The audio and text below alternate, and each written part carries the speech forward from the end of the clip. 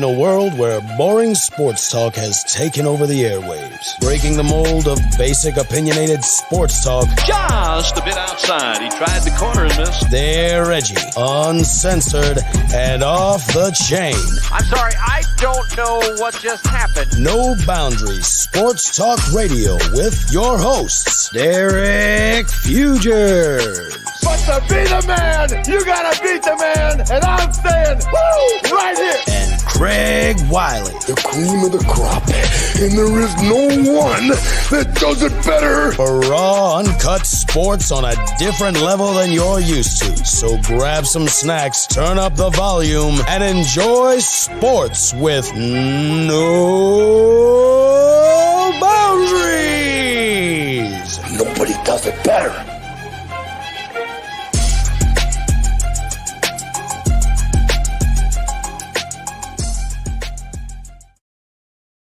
What's up, everybody? It's your boy High Cee, and you know what it is. Wake up, wake up, wake up. It's the first of the month. Get up, get up, get up. Talk some sports and come on. Well, my boy Derek Fugers, how you doing today? I like that. That was pretty dope. That was pretty I good. freestyled that. That was pretty good. Drake, you don't want to see me. Drake don't want these problems. Drake don't want this smoke. He's having problems with OK Dot right now. He having I don't know. I listen, you and the one they call Mr. Billy Ellis have told me, High Cee, go back and listen to Euphoria a couple times. So I'm going to do that. That's probably going to be my song of choice on the way home. It is an elegant diss. Okay. He is not coming at Drake with any funny shit, any type of shit. I told you at the crib, he's coming at Drake as he would be talking to Drake face to face. He's telling him things about Drake that Drake, in my opinion, is going to hurt Drake more than him cracking jokes about his size 7 shoe like Drake did in his disc. But the one thing I have to say before we were off topic, we're talking about rap music. But that's why we're no boundaries, baby, because we go all over the place. Hey, music goes with sports. Exactly. But the one thing that I do have to say is there's a lot of people coming at Drake right now. And it's not, it's kind of making me kind of like, all right, well, are they hating or what? You know what I'm saying? So shout out. We got somebody chiming in from the Twitch. Shout out to Morgan. It is me, Morgan. I haven't seen you in a while. We do a show. I do a show with Johnny Christ. I know you remember the villain from the old STLR days. I do a show with him on Sunday mornings around 9 o'clock. That's going to be a show that would probably be right up your alley, but I hope all is well. I haven't talked to you in a while or seen you, but glad you're tuning in right now. That's pretty dope. But yeah, you know what I'm saying? So it's a tricky situation, but I still think Kendrick, a lot of people are Drake fans, and I think that whatever Drake puts out, they're going to love, like Academics, you know what I'm saying, who's a DJ who swears he knows music but is saying Drake's up 1-0 right now, which I disagree fully because Drake hasn't hit Kendrick with anything that Kendrick's done. DJ Academics is whack. Let's just be real. He is whack. He is. But how much influence he has to certain people, like so many people tune into him for info, so you know what I'm saying? So it's like they're going to ride with whatever these people say. So what do you got? My boy Jeremy G, my dog Gonzo says, look, dude, or he said, look, Drake came from money and has made a ton of money. He isn't a real rapper. No. From the hood, but he makes good music.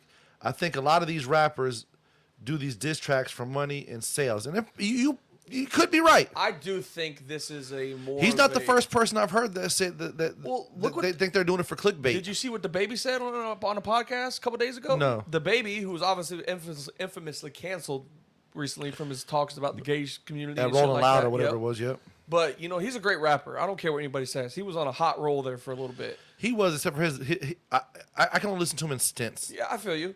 But he was saying that a rapper that he will not name hit him up and was like, yo, let's fake diss each other. And he's like, nah, I'm good because, I'm going to say I'm not into it for fake shit because I'm going to say something about you that you're not going to like, and then we're really going to be dissing each other.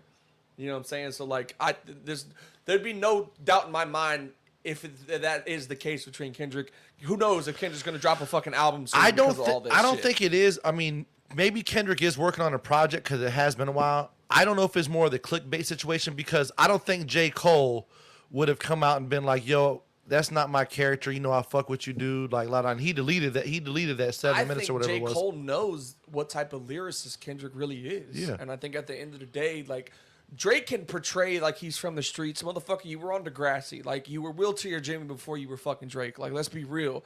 I was telling you at the crib, there's no bad places you can go to Toronto, in my opinion.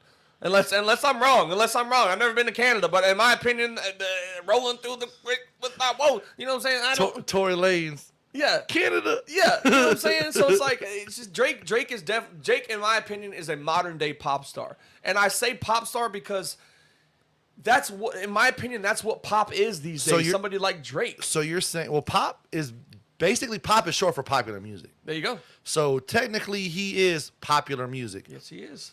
So you're telling me you're not scared of Justin Bieber?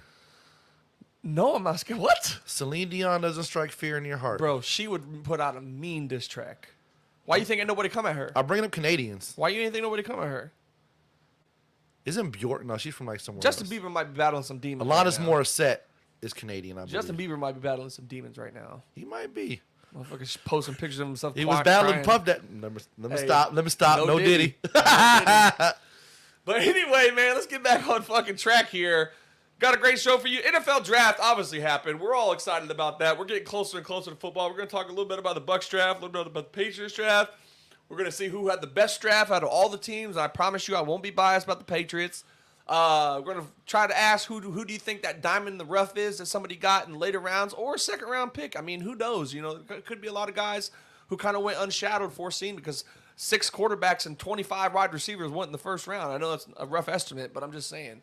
Half of the first round was all offensive players, and a lot of great defensive players fell into the second round. So who knows? And of course, we got the NBA playoffs to get into, and we got a little bit of wrestling question as well. I kind of want to ask Craig this question, and I want everybody else's opinion. But first things first, let's get into the sneaker topics. The Space Jam 11 lows are coming out May 18th this month. I'm so excited for these shoes, Craig. Yes. I got the Space Jam highs. I don't care. The lows, man, I don't know what it is about lows, but lows, especially with the 11s, are just so nice to me, and I think you could agree with me as well. But, man, and the only problem I have with these is they're going to have 23 on the back rather than 45 like the Space Jams do, which I'm okay with. But at the same time, look, I got a pair of 11 lows on right now, baby, you know what I'm saying? They're a little dirty because they're work shoes now, but hey, listen, man, you know, but it's just like I can't wait for these shoes, and I got to ask you a question. Do you think the 11 lows are better than the high tops?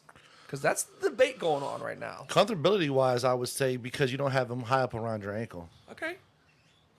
But look-wise. I like the OGs. I think the high tops are just so iconic. They are. You know what I'm saying? From the movie, I mean, that movie is just so Plus, fucking good. if you look at them, see, those don't have the Jumpman on the side, though. And the high tops got the Jumpman on the side. Yeah, these got the Jumpman on the back, on the back heel. So. And I feel like that just on the side, MJ just like, oh, I just licked the mic. Sorry, Zach. If you or Johnny, whoever you got to touch this one, you get a little taste of Derek on that one. It's gonna be Zach tomorrow. Hey, but Space Jam 11 lows coming out May 18th. Get excited for those because there'll be good ones.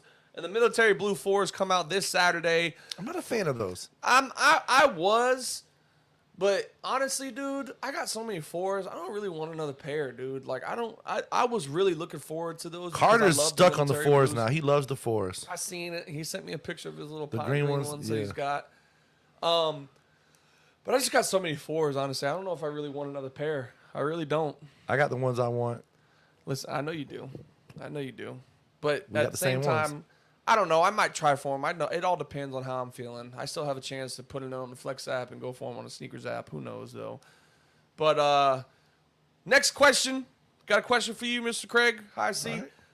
What is your favorite wrestling finisher? And we all know wrestlers have their finishing move. You know what I'm saying? Some examples: Stone Cold Stunner, Rock Bottom, FU, F5, it's Choke Slam. It's really hard because there's so many great ones. I mean. Can you really go wrong with a classic like the Tombstone that was so iconic for years? Because there's some cheesy ones out there. I've always thought Hulk Hogan's leg drop was whack as fuck. That was cheesy. Agree more. That was cheesy as hell. Couldn't agree more. But I mean, the sharpshooter was beast. Woo. You had the Tombstone was beast. Hell, Was a Tombstone a finishing move? Oh yeah, it was. That was Undertaker's finishing move. Mm-hmm. Him and Kane, actually, if I'm not mistaken. What's another? I mean, there's some definitely some good ones. I mean, hell, even the RVD 5-star Frog Splash was gangster. He used to get some air. Your boy Rey Mysterio 619. That's good. That's a good one. That's one of my most. I wouldn't say it's my favorite, but it's up there with the most energetic. Like how he gets around those fucking ropes, his little ass, All right, bro. So you this is gonna be honorable mention. I don't know if this is gonna be necessarily my favorite finisher. It's a fave because of what happens. Okay. After said person wins the match. Okay. My boy Jake the Snake with a DDT. Bam. Then he brings out the Python. After the 1, 2, 3, we get Damien the Python. We get Damien. Okay. That's honorable mention. That's honorable mention. No, so it's necessary. It's up there. It's just honorable mention because of what happens after the fact. For me, the Diamond Cutter, Diamond Dallas Page. That's a good one. But it's got to go to Stunner. The RKO? No, the RKO is good. How many RKOs that Randy Orton has pulled off, catching people out of midair? That's some of the craziest shit that I've ever seen. What about But the Stunner. What about the Walls of Jericho? Honestly, I'll put Kurt Angle's ankle lock over that, in my opinion. And I'll put R.I.P. Crispin Walls. Wasn't Ken Shamrock the original ankle guy? Probably. But I'll put Crispin Walls fucking... The Canadian Crippler? Yeah. Over both of those, honestly. Okay. R.I.P. Crazy motherfucker. He was crazy. Could we say R.I.P. for him? I mean, I guess so. Should we say rest in peace, motherfucker? Killed 2 loved ones. I don't know if you could say rest in peace. More like rest in piss, I guess. But yeah, I have to go with the Stone Cold Stunner, man. I think that kick to the fucking thing and that bah, and then motherfucker selling it like the Rock. I like the Rock Bottom. I don't, man. I like the People's Elbow more than I like the Rock Bottom. I like the Rock Bottom, but like I said, probably one of my favorites would be the Tombstone. And shout out to Morgan, she's chiming in. She says, I got those sneaks on lock when they come out. I'm getting those suckers. Say less. Say less. I like your style, Morgan. I like your style. I got the high top one, so I like your style. I got the high top ones as well. I don't even care if I got the high top ones. I'm getting the lows. That's a fact, Jack. The bitches look clean. That is a fact, Jack. But yeah, I'm going Stone Cold Stunner. You're saying Tombstone? All right. Actually, you know what? I just forgot. I just thought about something. How can I forget about my dog Macho Man with that flying elbow? That was a pretty... I'm going to go with the sharpshooter. Bret Hart? I like the sharpshooter. Bret Hart? I can't decide. Damn. I like all of them. There's a lot of good ones. That's why I asked the question. That Macho Man flying elbow was gangster, though. I like Brock Lesnar's. I like the F5 F5? too. I like the F5 too. Goldberg spear? That's iconic. But how many people developed the spear? Edge, Rhino, Goldberg. It was so funny because the other day I was outdoor hanging. I like the guys who have their own finisher, not people who continuously do use theirs. I was outdoor hanging and I was putting up some some marketing stuff and I seen some competition from I seen other pest companies in the neighborhood I happened to be walking in. You know what I'm saying? I felt like a Crip and Blood territory or something like that. That's how I feel when I see a UPS and a FedEx driver come up at the same time. And I was just like, damn, dog, we want to go up to these motherfuckers and spear their ass like Goldberg. Bam! I swear to God, that's how I feel about UPS and FedEx drivers. Like when they come into my work at the same time, like, do y'all like each other or do y'all feel like you got to duke it out every time you see each other? You know what pissed me off is I thought for sure once I got into the chip game, like I was gonna walk down the aisle, Coca-Cola and Pepsi were gonna be down that bitch. It was gonna be some gang signs getting thrown up. Blood versus Crips, blue and red. Like dog. fuck Mr. Pibb, bitch. We got Dr. Pepper over in this bitch. You know what I'm saying? Yeah. Like I thought they were like with your flat ass fake Coke. You know what I'm saying? Coke the real thing with your fake ass Pepsi. I was all flat and shit. Like bro, people try to tell me that none of that ever happened. I was sad. People try to tell me that you could put a Coke and a Pepsi in front of you blindfolded and you won't be able to taste bullshit. It. Bullshit. That is bullshit. You could blind taste, and honestly, I want to do it. I want to do it. I'll take that challenge and your $100 for whoever wants to bet me. You can pick out 6 different sodas and blind taste test me, and I guarantee you I could pick out each and every one of them off the blind taste test. And I know this has nothing to do with sports, but we can gamble on it. We can make it interesting. It's sports bet. We can make it real interesting. Motherfuckers bet on table tennis. We can fucking bet on which fucking Coke I pick right. Because I guarantee you I can go 6 for 6. Am I the one who thinks it should be listed on the Hard Rock app as ping pong? Table tennis, dog. I like ping pong. We've been playing ping pong at work, man. That shit's fun. It is fun. You Get your bud pumping, too. You was getting your Forrest Gump on. I tried, bro. I tried that today. It's hard. It's hard, bro. It's hard. Forrest Gump was a G, even though he wasn't a real person. Most interesting man in the world, it was really Forrest Gump. I don't think people really Could know you that. imagine a football team if they drafted Uncle Rico and Forrest Gump? They'd be undefeated. Undefeated. Undefeated. Facts. If you have like Gary Butier and fucking Julius Campbell and on the defense side, what? And you got fucking Jamie Foxx throwing the fucking ball to him. You know what I haven't figured out yet? What? How come nobody in the NFL has ever drafted John Cena as a running back? I don't. Because you can't see him. I don't think you can see him. How you gonna tackle him? I don't think I've physically ever seen John Cena, and I don't think I've ever seen him before. Is he even real? Is it just a myth? I think it's a myth. Only time I've ever seen him was in Ricky Stenicki. Yeah, great movie, by the way. Great, it was hilarious. Great fucking movie. Great movie. If you guys have not seen Ricky Stenicki, this is No Boundaries. You guys hear her first. You know we be in the movie. I feel like we should incorporate some movies every now. Grab that dick. Don't just whip it quick. Yeah. And those guys were really chasing him around because of Bro. your boy White Wedding. Yes, bro. Billy Idol. Billy Idol. Billy Idol really saw my show. Dog. That's a great movie. It's on Netflix. If you haven't seen it, go see it. Or not Netflix. It's on Amazon, right? Amazon Prime, yeah. Amazon Ricky Prime. Stenicki, bro. It's fucking hilarious. Shout out Andrew Santino, one of my favorite comedians in that movie. And he actually, which one is that? The redhead. Okay. And he actually did pretty good in the shit with Will Ferrell, Daddy's Home or whatever.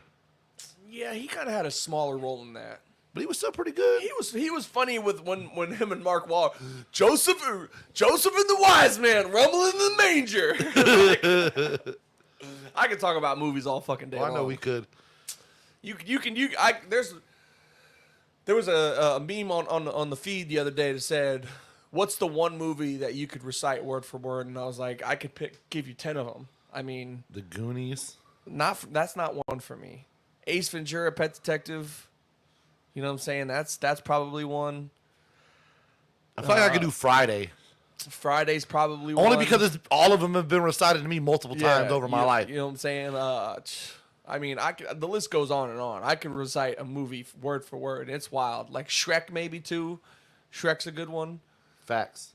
I don't think people really realize how iconic Shrek was. That was like one of the first like animated comedies that we like not like animated, but like I know Tom and Jerry and shit like that existed. But I'm talking about like,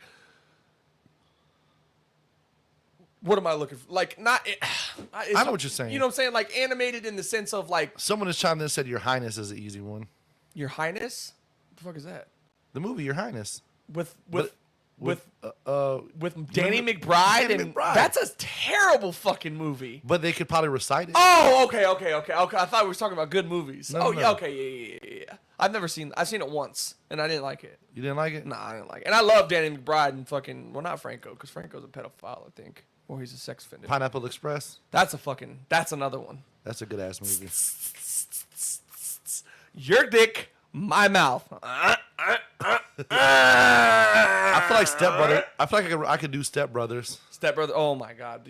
There's not one, Night of the Rocks, any Will Ferrell movie, in my opinion, I could probably recite for you word for word.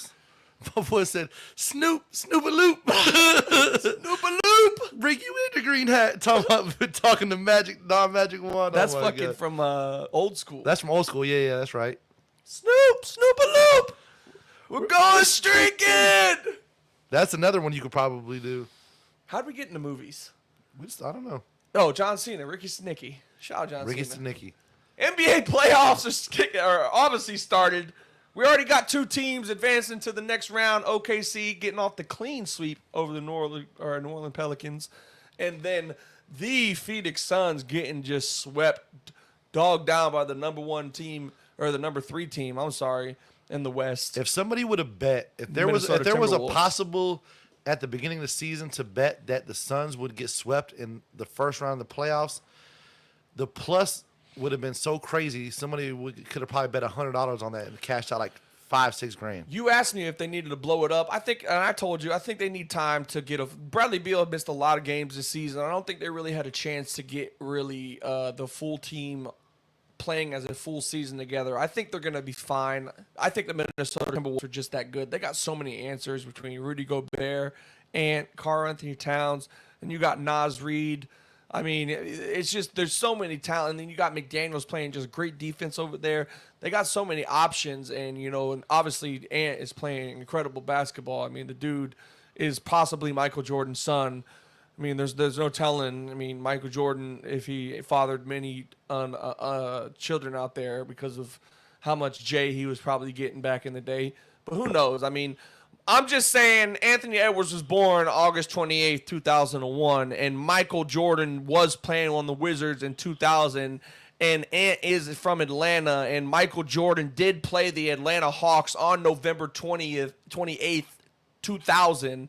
So the nine it almost adds up. So I mean, who knows what's going to happen? I mean, I know we were just talking about this. Marcus and Jeff Jordan, they don't really look like their dad at all. Not a whole lot, no. And Ant almost looks identical to a rookie year Michael Jordan in the face, bro. Like kind of does. There's a side-by-side picture that we could share. That it's wild, bro. It is wild from the nose to the everything, bro. Like everything is almost identical. Like, so it's. Who knows? I'm not saying it's true, but I know everybody thought the same thing with Jimmy Butler, but bro, it's even more scary with. I feel like Morey needs to come out of retirement to do that DNA test. I don't think Mike would ever do it. I think it would tarnish his rep a little bit. Probably. I think people would look at him like, oh, how many other kids you got out there that you don't know about? You know what I'm saying? I got a question for you since we are talking about NBA playoffs. Okay. Are your boys going to get back on track against the Heat, or are the Heat going to get in that ass again? We're up 3-1. Hey, the Heat might drop another 23-piece on y'all. Nah, bro. Nah. You think it ends tonight? Oh, it ends tonight. I said Celtics in 5. Okay. I knew the Heat were going to get one game. I didn't think they were going to get one game in Boston. But we're going to kick their ass tonight. Take the over. That's going to be a team that's going to have to do some soul searching, if you will, in the offseason is the Miami Heat. They got to do something that I don't know what they got to do, but they're saying that there could possibly take a look at trading for Kevin Durant. I don't know. I did hear some stuff about that as well. I don't know. I think that the DP show was talking about there's a lot of things with the Heat. Jimmy Butler obviously hurt. He's a big part of what they're doing over there. I mean, I'm not saying Jimmy Butler would be a big difference maker in these games, but he would obviously add some type of threat for the Celtics in the long run. But, I mean, I think the Heat are good enough, but at the end of the day, what were they last year? They were the 8th seed, you know what I'm saying? And the year before that, they weren't a high seed. I mean, they were the number 1 seed, actually. But they've gone down in seeds every year, and they're getting worse and worse. So something's got to change over there. Man, we got some people chiming in on the Twitch. Fuck KD. He doesn't belong in Miami. Listen, I don't disagree with that. I don't necessarily. Listen, Kevin Durant is possibly one of the. And you can disagree with me, but he has one of the smoothest mid-range jump shots that I've ever seen in my life. I mean, it's so consistent at times, and there's times where he's just not good. But, I mean, I can't hate on Kevin Durant, but he definitely does need a supporting cast to get him back to if he ever wants to think about winning another championship. Sarasota Strangler, shout out to them with the freaking throwback Mike Tyson little picture for their thing. I like it. But, yeah, I know who that is. Okay. I know who that is. Who is it? I don't know him, but he follows me on when I used to stream on Twitch, and then we follow each other on the old X machine. Okay. So I know exactly who that is. Dope. Yeah. But but at the same time, what? He says KD got the ashiest ankles. He got the ashiest ankles, and he's got fucking spider webs in his head. I mean, let's be real. The dude doesn't brush his hair, and he's got the biggest bald spot in the back of my head. Him and LeBron need to let it go. They need to let it go. Cut your fucking hair. Join the Bald Head Club for men. It's not hard. It's not bad. I'm you know there. what I'm saying? We're there. I'm going to get tightened up tomorrow. We're there. You know what I'm saying? We rock it. I almost want to get my dog JT Money up on the mic. Let it go. Let it go. Just let it go, man. If your hair want to go, let it go. LeBron, you got the money for freaking implants or transplant. I'm sure you've already done it. What if LeBron comes to play next year with the Bob Ross afro? Bro, I'll laugh. Or he got that Carlos Boozer, the painted on fucking hairline. Today we're gonna pretty little 3-pointers over here. I tell you what, I seen a report today saying that the Lakers are seriously considering drafting Bronny in this upcoming draft. If they do that, listen, man, I have no beef with Bronny, and at the end of the day, I think he could be a great defender. I really do. I think Bronny could be a really good defender. Nobody has beef with Bronny. Everybody I've heard talk about the situation that have said even the same thing literally says, look, Bronny ain't ready. He needs another year. He's not ready. But, you know, when you got the power. If Bronny was 6'9", 265 like his dad, we'd talk about that. But he's not. He's not. He doesn't have the size of his dad. He doesn't have the weight like his dad does. But at the end of the day, Bronny's going to come into the NBA and he's going to be playing grown-ass men. And it's going to be the game changer. Will he be able to adapt? Yeah, but at the same time, I don't think the Lakers are a fucking team that's in the part of developing players. And at the end of the day, regardless if it's a fucking LeBron's son, you're still going to have to develop Bronny. You know what I'm saying? Like, and the Lakers are in win now mode. They want to win a championship with LeBron again, and they want to win another championship for the fucking franchise. So what makes you think that getting somebody like Bronny is going to help them, especially if they're not going to fully try to develop the guy? Facts. I mean, look at the people who are rookies, first round picks. Paulo, he's being developed by the Magic right now. He's slowly turning into one of the greatest players, not the greatest players, one of the best players in the NBA. I mean, the kid is incredibly talented. Mm-hmm. You know, I mean, look at all these other guys. Look at Scoot Henderson. He hadn't had the best rookie season, but they are developing him into a better point guard. Wemby's on a terrible Spurs team, but he's going to get better and better as the seasons go. Once they get them a good point guard, you know what I'm saying? There. Like, they're going to be fine. I can go as far as say that the Spurs will make the play-in tournament next year. And this is coming from the third pick in the draft. Wemby is that good. Yeah. He is in a trend. I didn't think he was going to be that good. He proved me wrong this season. In my opinion, he should win Defensive Player of the Year and Rookie of the Year. He has more blocks and more steals combined this year than any of the last 9 Defensive Player of the Year winners. That's saying something. And I know the Spurs weren't that good, but guess what? That's why it's an individual award, not a team award. Yeah. We're not giving a defensive player of the defensive team of the year. We're giving it to the defensive player of the year. And if the defensive player of the year has the most blocks and most steals, shouldn't that person get defensive player of the year? Sounds like defense to me. That's what I'm saying. That's all I'm saying. But I do think the Celtics are going to take care of business tonight. They're going to move on, and they play the winner of the Cleveland and Orlando game. I'm really hoping Orlando pulls it out. Cleveland's up 3-2 right now, though. For one positive thing coming from Orlando is that last night was the first time the Cavs have scored over 100 points in this series. So the defense is there for Orlando. Like, let's be real, especially playing at home. They're a different team playing at home. They are. So, and I think that can be said about a lot of teams in this year's NBA playoffs. I think home court advantage is a huge, huge reason of why teams win in certain situations. You look at the Clippers, they actually won in Dallas their last game, but that was a tough fucking win for them. They were up 31 and let that fucking lead slip away, lost the lead, went down, and then came back and won it. So, I mean, but Kyrie Irving and Luka and that team, they're still missing some pieces, man. They're a good team. They got a lot of young talent and Gafford and Derek Lively.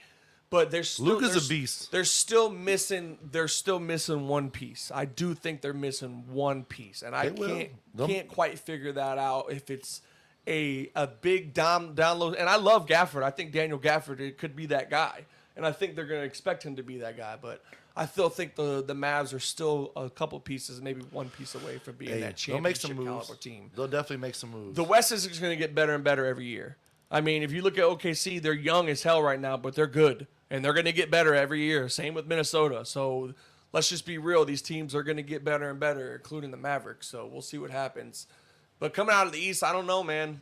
The Knicks, I thought the Knicks were good, but they blew a fucking 6. But I'm going to tell you how the Knicks pissed me off, bro. I think 76ers might come back and win the series. Let me tell you something, Craig. I think the Knicks celebrated a wee bit too early. If you didn't watch that game last night, the Knicks go up by 6, all right? Knicks go up by 6. Off for 2 turnovers from Joel Embiid forcing shit. Should have just gave the ball to Tyrese Maxey because that was the fucking dude with the hot hand last night. But whatever. Knicks go up by 6. Tyrese Maxey goes down, hits a fucking 3, gets fouled, hits the 3-pointer, and then goes to the line, hits a 4-point play. Knicks are down by up by 2. They fucking get the ball. Great job by Philly by not fouling Jalen Brunson, their best free throw shooter, and fouling Josh Hart, who's a 79% free throw shooter. He misses the first one, barely gets it to the fucking rim, hits off the front of the rim, makes the second one. Knicks are only up by 3. Guess who gets a fucking 35-footer and knocks it down like it's nothing? Tyrese fucking Maxey. Ties the fucking game. They go in overtime. They lose in overtime by the fucking Philadelphia 76ers. I think Philly might come back and win So, this one. you know what? Let me tell you something. If Joel Embiid wants to stop playing selfish fucking basketball and actually get rid of the ball like he did last night at times, hence he had a triple-double, his first playoff career triple-double, then I think they're going to be fine. But if he's going to be selfish and turn the fucking ball over like he did and to give the Knicks that 6-point lead, then they're not going to win shit. Yeah. But if he can work with Tyrese and learn to pass out of those bad situations like he was doing last night, they're going to be fine. I think he just feels a lot of pressure because of who he is. The Knicks aren't that good, in my opinion. The Knicks aren't that good. They're on the come up good, but they're not. I'm not a fan of Julius Randle, and I know he's not playing, but I'm not a fan of Julius Randle. I think Julius Randle's I think Jalen Brunson, I think Kelly Oubre said it best. Yeah, Jalen Brunson scores 40-something points a lot, but he also takes 40 fucking shots a game.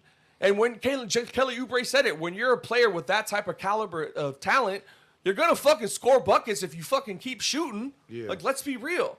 So, I don't know. I just think the Knicks are a couple pieces away, just like the Mavs. And I'm not being biased at all because I'm a Celtics fan. I just think the Celtics are by far the better team in the East this year. Yeah, Kristaps Porzingis got hurt, but I think he's only going to miss a few games. And honestly, let's be real. Magic and Cleveland are still playing. They still got 2 games to go. Hopefully they fucking go 7 games, and it gives us the time to fucking rest Porzingis, and he gets a week to rest. So I'm hoping for that, but who knows? We'll see. We'll see. Your boy Soda Strangler said, Knicks ain't been good since Big Pat Ewing. Facts. Ewing was in tennis last night. Guess what? They fucking lost. Damn. So maybe that's why they fucking lost. It's the Ewing curse. It is the Ewing curse. Damn you, Pat. Damn you fucking... I'm not even going to say that because people are going to call me a racist. I'm not doing that. I'm not doing it. Going to the NFL draft. Are you happy with what happened? What the Bucks did? Are you happy? Actually, I'm very happy with what they've done. I think they addressed the offensive line, which was probably one of their biggest talked about things. I think we were dead last in rushing last year as far as being, I think we're like 32 overall with our like overall rushing yards or whatever, or like rush yards per attempt or whatever it was. I think with them drafting the center first, that best center available. That the best center in the draft. Yeah, that's what I'm saying. Or that's what I'm saying. Best center out there. Then, if he comes in and does what he's supposed to do, grabs a hold of that job, you could move Hainsey, who is more of a natural guard, back over to guard. We brought in 2 guys that can play guard and tackle. One from the Eagles, one from the Giants. So there's a little bit of depth right there to what we've already had. Then we drafted the guy, and a lot of stuff that I was reading about. I think his last name was Klein in the 6th or 7th round. I think it was the 6th round. Running back? No, he's an offensive lineman as well from like a smaller school. But I think it was like Northwestern or something like that. Maybe he played for. But we drafted him in the 6th round, and a lot of things that I've said, like, yeah, he may not be a starter, but he's going to be good, solid depth for, give some guys some rest. They can go in. He can, play a couple, snaps at guard, give a couple of guys a breather, and then come back out. Or in a pinch, like somebody gets banged up, he's probably serviceable for a couple of games till, things get figured out or whatever. And he's supposedly supposed to have a mean streak as well as the center we just drafted. So we got 2 young guys with some mean streaks. We have Cody with the missing teeth that was our rookie last year. Tristan Wirfs, you already know. Stud. Gedeke came on towards the end of the year last year. So I think with our offensive line being better, we brought in Bucky Irving, who everybody's been high on as far as him being a complimentary running back to Rashard White. So if those guys that can actually run block and do their thing and move some manimals and create some holes, let these guys who can catch out the backfield and are a little bit smaller running backs that can, get through those creases and they get a little bit of daylight, they could break it for, a good 15, 20 yards. If we get that yard per carry up in like the 4.5 yard range, this is going to be a different offense. Then we just, we brought Mike Evans back. We got a 3rd round wide receiver that a lot of people were saying, had he not got dinged up this year, his numbers would have been higher. But his numbers last year were really good. He was from Miami or from Washington. I think it was like I forgot his name already. I don't have it pulled up, but pretty damn good. Now, what about defensively? That was my question because I feel like that was some of the addressing of needs that you guys needed as well. Well, defensive end, we got the guy from Alabama, and from what it sounded like. What about the secondary? I know you lost Carlton Davis. We did bring in some secondary help, but we kind of addressed secondary during free agency as well. So I think they kind of went over some stuff, and even like we brought in a safety from Alabama, but they're talking about he's probably going to play some safety and some nickel cornerback. He ain't no Cooper DeJean, though. He ain't no Cooper DeJean. I would have. That's who I would have liked, but he was already off the board by the time we picked in the 2nd round. White boy cornerback, man. Cooper DeJean. Guess where he went? Fucking Philly, man. I think. He did go to Philly. He went to Philly. I think no. Oh, it's Kool-Aid. Kool-Aid went to the Saints. Kool-Aid. What a name. Kool-Aid McKinstry. What a fucking name. He should have been drafted. They should have just said, look, nobody could draft him. He has to go to the Bucs so he could wear a red jersey. I would love to hear the explanation of why his mother chose that name. I think it's a nickname. You sure? Yes, I'm pretty sure it's a nickname from him drinking Kool-Aid when he was a kid.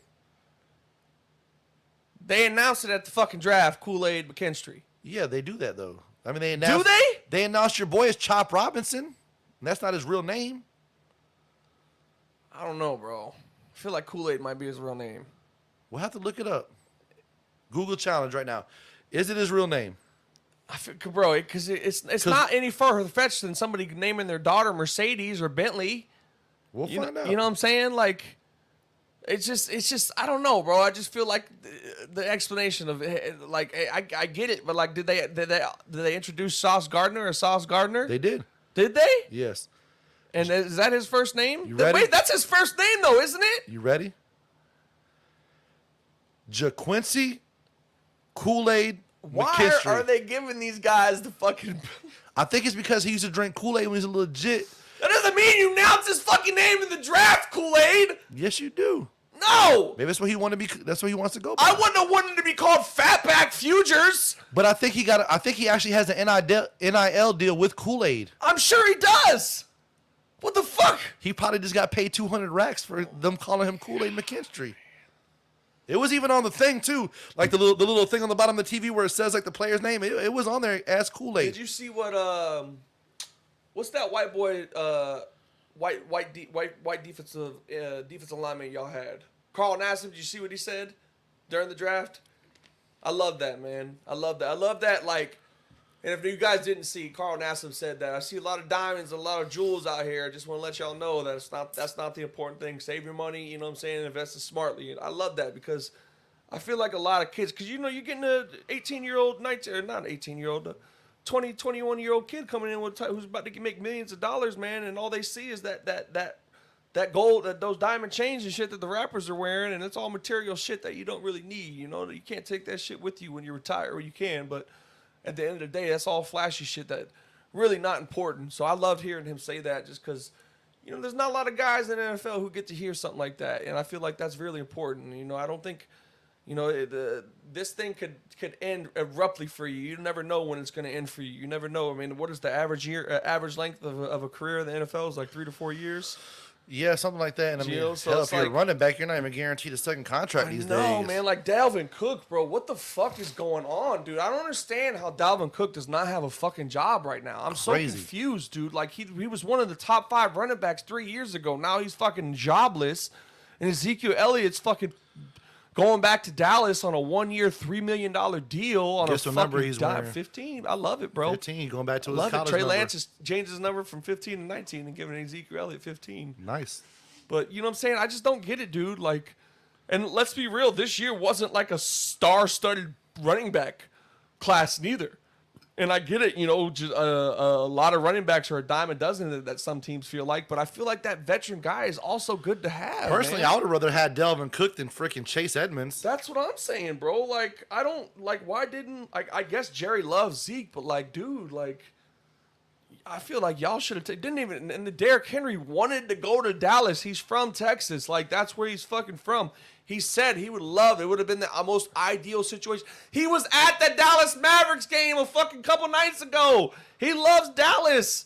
Like, and they didn't even fucking offer him, bro. He didn't even hear from them, bro. Like, I don't understand y'all's mindset, bro. Like, and knowing that the running game is so fucking monumental of what you guys have been doing the last 4 years, especially trying to take it off the pressure with Dak. And they lost Tony Pollard. That's what I'm saying, bro. Like, it's just, it's wild to me. And maybe they don't have the money to do it, but I feel like if you would have offered him, Derek Henry might have taken a little bit of less money to come play for the team where he's most situated at. I mean, he said it on the podcast. That would have been the most ideal situation for me.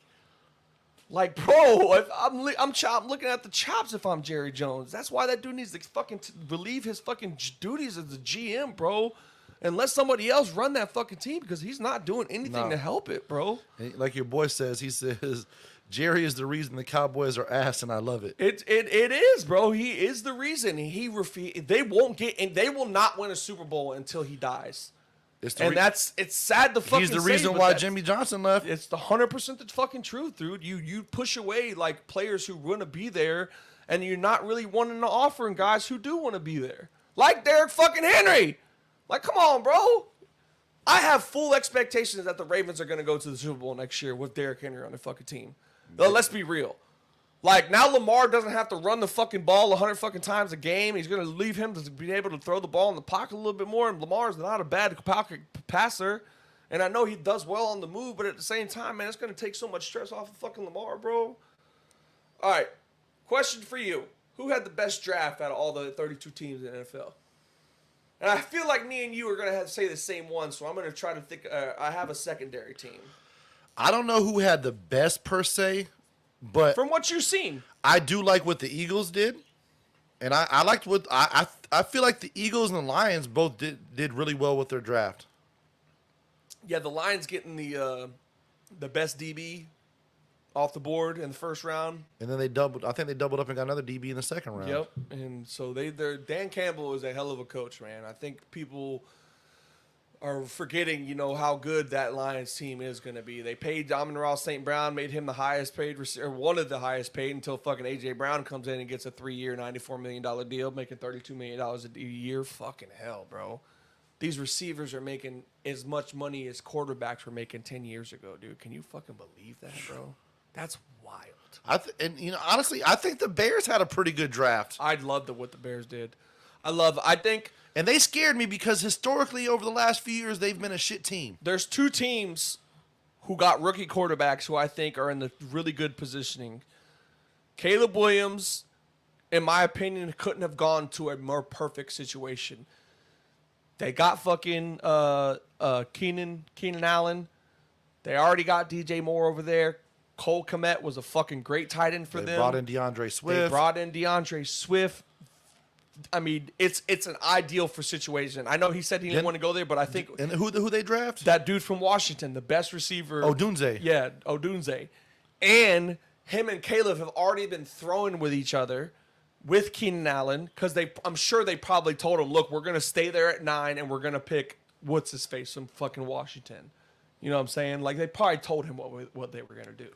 So I think him and I think J.J. McCarthy have gone to the 2 most ideal situations. McCarthy, who people have said may not be the best quarterback, but having probably the best or arguably top 3 wide receiver in the NFL right now. If not the best. That's what I'm saying. You know what I'm saying? Like, not to mention they got fucking Aaron Jones. You got TJ fucking Hawkinson. You got Jordan Addison, who had a great rookie season for them last year. They'll be fucking fine, bro. And the defense, they built on the defensive side through the draft as well. I think J.J. McCarthy and Caleb Williams went to the best situation to win immediately so in far. the NFL. So far. And I know it's wild to say, but I can comfortably say right now for what's on paper from what I see, unless it's the coaching that fucks the Bears, I do believe the Bears are a playoff team right now. People can say Caleb Williams is going to be a bust all they want because he paints his fucking nails and he's a little bit spicy, but I think he's a great thrower. He's very accurate. Yeah, he didn't have much success in college with USC and Oklahoma, but he has the tape and he has the ability to be a really good quarterback in the NFL. So Jeremy G says that Arizona had a great draft. Yeah, they had like 500 fucking picks. I got tired of Arizona. Yeah, no, did they have 3 third-round picks? Something like that. Yeah. And then your boy Strangler says, my Niners got a solid QB for $900K a year. Hey, listen. You got a point. I think the Saints had a good draft as well. I think the Saints getting Kool-Aid, and then they drafted the one quarterback. No, they didn't. I'm thinking about the Jets who drafted fucking old Jordan Travis from Bro, FSU. you know what gets me with the internet every time, though, since we're talking about the draft? The meme they came out with that says Spencer Rattler looks like the Pat guy Mahomes who the guy cast to play Pat Mahomes in a documentary about Kelsey dating Taylor Swift or something like that. The internet's undefeated. They're undefeated. It blows my mind. He does look like Mahomes from Wish. Timu, yeah, for sure. Yeah. It looks like Mahomes from Timu, for sure. With a little bit more redder hair. And you know what? Why Spencer Rattler fell? I guess a lot of teams didn't like that he was in that Netflix series when he was in high school. They didn't like that. They didn't like that. Well, from what I was hearing, spotlight's constantly been on him. What I heard from some people that were on the sports radio, they were saying that in that series he was a real douchebag. Yeah, that's what it was. Yeah. They didn't like his attitude. Oh, that's where Spencer Rattler. He went to the fucking Saints. Yeah. So like I said, if Spencer could be good, I know that Derek Carr, but who knows, bro? I mean, that's why I think they had a decent. Well, he's draft. not rushing anything. No, either. exactly. They're not. He's got a year or two. Yeah, exactly. So I could see them having. I thought they had a good draft, and this is my biased opinion coming out here. I thought the Patriots had a good draft. They had a pretty solid draft. I think they addressed every need. We picked one defensive player. It was all offense out of that, and I love that. That's what we had. Our defense is going to be fucking fine. Patriots defense is going to be fine.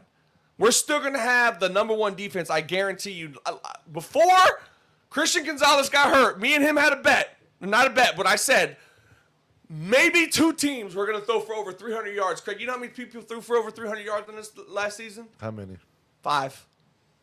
I wasn't far off. No.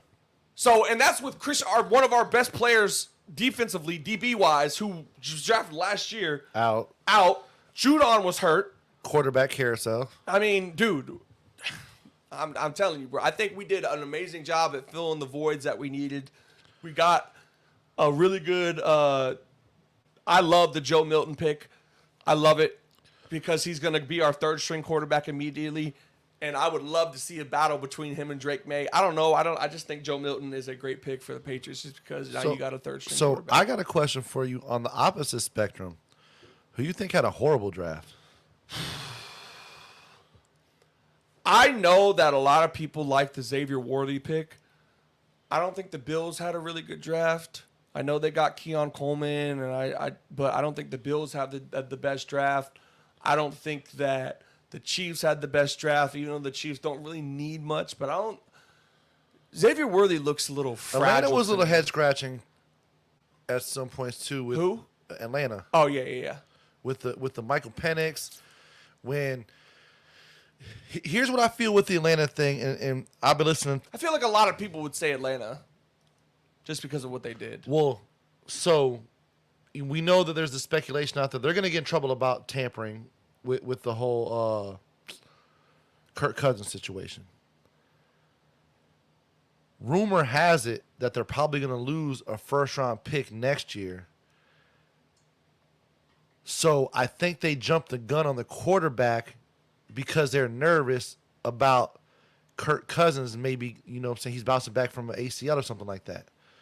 So I think they jumped the gun on the Michael Penix. Not saying he's a bad pick, but you just literally signed a guy to a guaranteed $100 million contract that you obviously felt the need. You needed him so bad. You For tampered. 4 years. Yeah. For 4 years. So, I mean, it was a little bit of a head scratcher. It is a head scratcher because Michael Penix Jr. is 24 years old. So if Kirk Cousins plays these next 4 years, Michael Penix Jr. isn't going to get a shot until he's 28 years old. Yeah. And if we look at it, that's father fucking time in the NFL. Let's be real. Not so much for quarterbacks, but yeah. I feel you, but I say that just because of the running back situation. I mean, who knows in the next 4 years how we don't think that a quarterback could be just as bad. I mean, I'm just saying. And I know quarterbacks aren't a dime a dozen like running backs are, but still, I mean, there's no telling what's going to happen. I definitely agree with you on the Bills. They were a little head scratching, especially when you trade your pick to the Kansas City Chiefs so they can get the fastest guy in the combine. So it's like you literally traded the people you guys are fighting to go against to get to the Super Bowl. You helped the rich get richer. I also, I mean, he could be the next John Ross. We don't know, but. Well, he wasn't that good neither. That's what I'm saying. He could be the next John Ross and be a bust. Yeah. But he could be the next Tyreek. Yeah, for real. Absolutely. And I feel like I feel like the speed obviously helps guys get into that first round. Oh, He yeah. couldn't have, I'm not saying he wasn't the best receiver, but I think He did put up some numbers collegiately. So. I think the one dude who fell later in the rounds, I think he's going to be the better receiver out of the two, honestly. The one that I wanted, I forgot his name. You know what I'm talking about? Yeah. I forgot his name. He fell, and then we picked the up. one from, I know you're talking about. Which I love the Baker pick from UCF, man. He has said all the right things on Twitter. You know what I'm saying? They fucked up. He said they fucked up. You know what I'm saying? Like, I'm gonna fuck. And he also said, he's like, I make people who are in wheelchairs stand up. That's what he said. I love hearing shit like that. I love the cockiness from a rookie, bro. I think, and I don't. He could be a dime in the rough for sure. I don't know if I agree with the Polk pick because I felt like there was better receivers there at the time, but I don't hate it. I think he's gonna be a very, the comparison with him. They're saying Jacoby Myers, and I love Jacoby Myers. I thought Jacoby Myers was a really good receiver. He's actually showing that in Oakland, how he'd be a really good number 2 guy, and I think Polk could be that number 2 guy for us. Absolutely. But, we're going to have a young, speedy receiving corps. So the Strangler got a good-ass point right there. He's kind of defending the Penix picking a little bit. He's like, I'm assuming they're going to have Penix sit and learn for a few years, which is probably right because I think his contract for Kirk Cousins is front-loaded. So they could cut him after a couple years, and most of that will already be paid. 2 years, yeah. But he says so many teams draft bust because of the college stats, not drafting the best fit, just drafting the player with the best stats-wise. And I could see he got a very good point on that because I do feel like sometimes quarterbacks don't pan out. I mean, I'm just going to throw a scenario out there. Well, that's why, honestly, before you say that, go ahead. I'm going to throw a scenario out there real quick. What if Justin Fields outballs Russell Wilson for the Steelers? I thought about that. Because he has shown flashes. Craig, and I feel like Russ is kind of a little bit on the down part of his career, and people like this defenses have him figured out. I have 2. Justin Fields has had some pretty good games. I have 2 Steelers fans at my work, Davis and my boss, Kev. I have told both of them that I do believe Justin Fields will be starter week 1. I do think that's the case. I think Justin Fields is better. He's better on his feet, getting out of the pocket, and getting extra yards. Russ got to bring it because if you get beat out by Justin Fields, you might as well retire. I don't think Justin Fields is that bad. I don't think he's that bad either, but when you go from a prominent quarterback to where you're competing for Super Bowls every year, then you just had those couple rough years in Denver, you fell off hard. I told you about Quezzy, right? Yeah, he went to the Steelers. Steelers, yeah. I guess the Detroit thing fell through and Steelers picked him up. So okay. I like it. I like it. Couple local guys went to the NFL. Where did Talik go? I thought I seen something about him going to the Eagles, but I haven't seen anything else about that. Okay. And I hit him up. He hasn't hit me back up yet, but We'll have to double check on it then. yeah, I haven't seen it. So We'll have to check our sources. for sure. I bet our favorite Booker mom knows. Oh, 100%. Bet our favorite Booker mom 100%. knows. 100%. Who do you think the diamond in the rough? Who do you think someone got that diamond in the rough guy? I don't know about the whole draft. I'm going to go with the Tampa Bay Buccaneers as far as our diamond in the rough. They're saying that Bucky Irvin could quite possibly be a steal in the draft. Running back wise? Running back wise. And even let me look this up real quick because I don't want to sound like an idiot on here, but the wide receiver, the Bucks draft picks. Here we go. Bucks 2024 draft class. Who do you think is going to be better out of Neighbors and Marvin Harrison Jr.?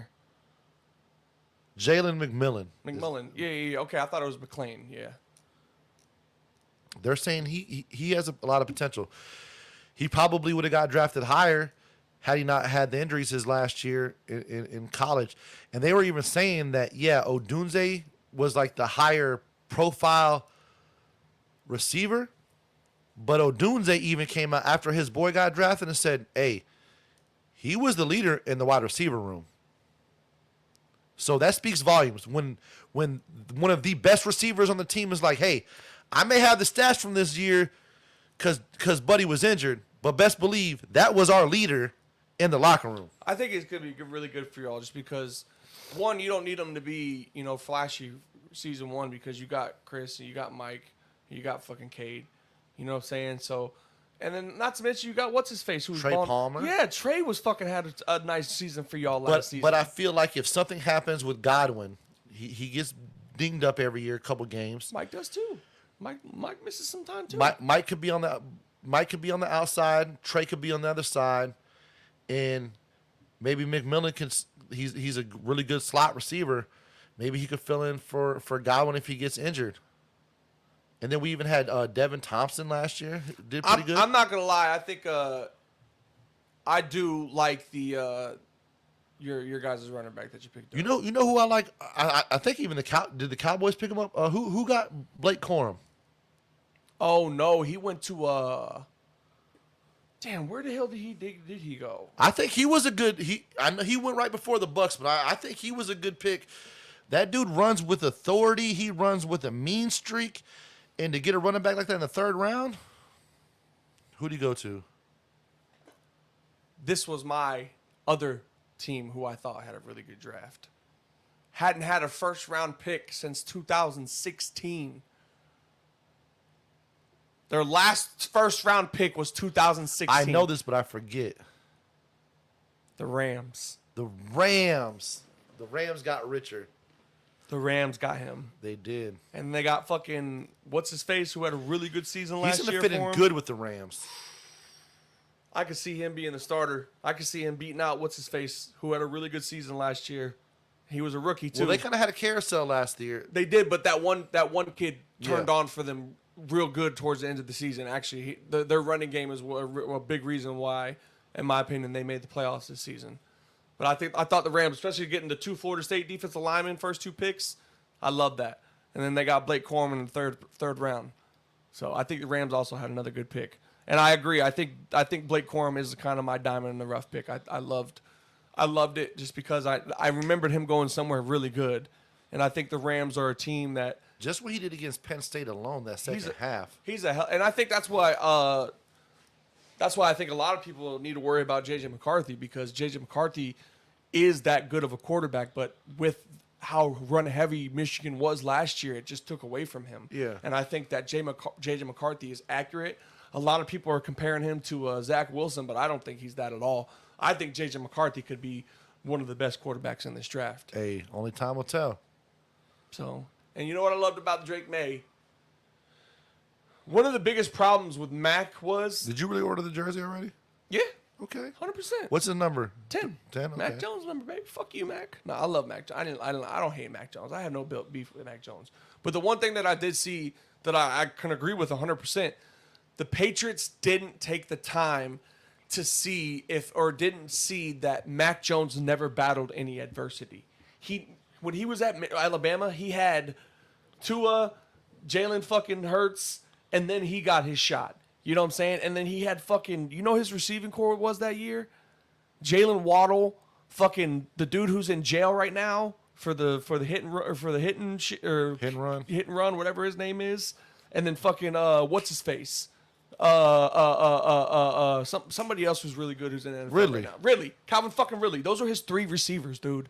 And like, so they never seen that he didn't battle adversity. If you look at Drake May, yeah,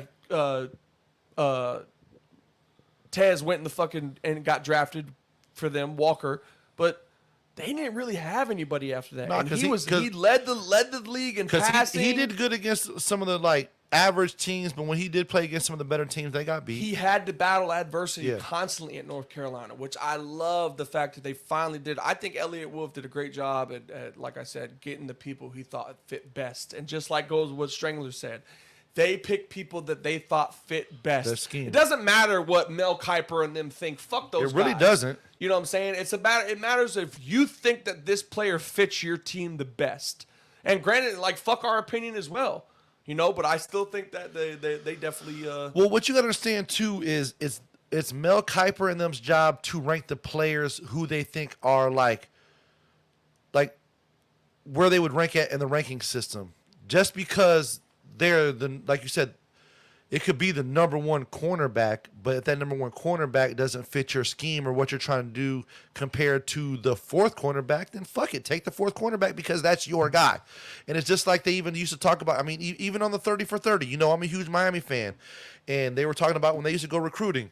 Yeah, but is he a Miami guy? Oh, did you see that one kid from high school, blah, blah, blah, such and such? But is he a Miami guy? Is he us? And it makes a huge difference. You have to bring in people that are for your scheme, that are for your atmosphere, that are for your mentality, that what you're trying to incorporate into your organization. And we've seen it before in multiple sports, not even just in football, where a guy comes in, maybe they're solid, they're decent or whatever, but they go to another team and get that quote unquote that second chance. And you see that person really play like, damn, where was that at the other team? But it's because they fit that scheme, that system, whatever they're trying to do in that organization better. One thing that I don't like that offensive linemen get such bad ranks of like, oh, they went too early with him. There's better offensive linemen. I don't think you could really go wrong with those higher any top 10 offensive lineman in said drafts, because I think that offensive line is such a precise playing it, obviously coming from it, so maybe it has a little biased opinion, but I think it's a position that it's hard to understand what you have to do, but it's not hard to do the job. But you're not wrong, because not every offense you could take.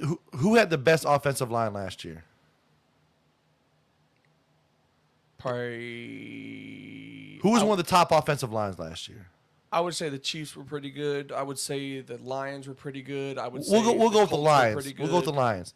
I guarantee if you look on the Lions' offensive line, everybody wasn't a first-round draft pick. Yeah, except Sewell. I mean, Sewell is the only one on that line who I think is first-round pick. So you can have offensive linemen that are fifth-round beasts and be starters. Yeah. Because, like you said, it's you got to understand your gap assignments and like who you're blocking, like in the blitz and stuff like that. And you got like if you're a center, it's hard because you got to kind of be able to read the blitz coming and call out your protection. So if you're a center, so certain things like that. But I mean, dude, that center that went in the 3rd round from West Virginia is going to be a beast. And I think actually he went to the Steelers, if I'm not mistaken. Steelers also had a good sneaky draft as well. They did. Yeah. So you don't necessarily have to be a first-round offensive lineman, and you don't have to have a team full of first-round offensive linemen to be good. Because, I mean, hell, the Buccaneers had a lineman from Hobart that we picked in like the 2nd or 3rd round, and he was really good. Well, I like that we got the kid Wallace from Penn State because he's a tackle. Yep. We're gonna move Owinu back to guard where he usually plays at, and then we're gonna put our rookie Wallace at right tackle, and then we signed a guy who lost his starting position at left tackle last year. But I take that with a grain of salt just because of the fact that you can have a bad season with a team and go to another season that blossoms. I can't count how many times we've seen players go from a bad situation to a better situation and they absolutely flourish. You know what I mean? So I think that I'm even saying that with Klay Thompson. I think Klay Thompson just needs a new scenery for him to get back going and get back to where he needs to be. But I think that could also work with offensive linemen. And like I said, yeah, Joe Alt's probably going to be a great guy. People like Joe Alt. People like freaking Lane Johnson. People like Orlando Pace. Those guys who've been such studs. Joe Thomas, you know what I'm saying, who were studs. Those are going to be studs. If you're a first-round tackle going in the first top 5 picks, you're obviously a stud. You're obviously a type of guy who could go play in the NFL immediately because of how good you are. But I still think there are those type of guys who you can get, just like you said, in that 3rd, 4th, 5th round and come and start immediately just because there's so much talent at that position. You know, I mean, I don't know. It's hard for me to explain because you just have to, in my opinion, you had to play those positions. Center is probably the hardest job because when I played center, I wanted to know what everybody was doing. Because in my opinion, center is the most important job outside of left tackle because, one, you got to snap the ball to the fucking quarterback, and 2, you have to direct where everybody's going. You pretty much have to call out what you see on the line. Yeah. That's why when you see on the games, you see your center squatting up and they're pointing, bro. You don't really see many other people doing that shit. You do, but a center is the main guy pointing out and guiding what everybody what they should be doing. Such, you know, 52's the mic, 52's the mic. So, and that's mainly for the center. So if they have to fucking go to the second level, that's the guy you're looking for. You're looking for 5'2". You're looking for the number rather than trying to find the player. You know what I'm saying? So I think offensive lineman is a position that you can hit on those late rounds regardless of where they are. So that's why I love, you know what I'm saying, the Patriots and what you guys did. I think they addressed the players that they thought was the big boys don't always get the love, but they get the love on game day when they keeping that quarterback clean. Hey, man, when them jerseys, if that quarterback's jersey's clean at the end of the game, you know why? Not because if it's a turf field, neither, baby. Nope. That was a good show. Yeah, it was. Who's your way too early rookie of the year? J.J. McCarthy. I was going to go that route too, man. I think he has a really good chance of doing that. And I was trying to avoid anything to do because, I mean, let's just be real with you. Rookie of the year is probably going to be a quarterback. 100%. So I know nobody from the Bucs is going to get it. Ain't even going to go that route. Ain't even going to try to touch that. I could say Drake May. Listen, the only way Drake May could possibly win Rookie of the Year is if he helps the Patriots get to the playoffs. I think Caleb Williams has a good chance too, 100%. but I'm going to go. I want to go with JJ just because 100%. I like the Wolverines. These are my 3 finalists for the Rookie of the Year: J.J. McCarthy, Caleb Williams, and Drake May.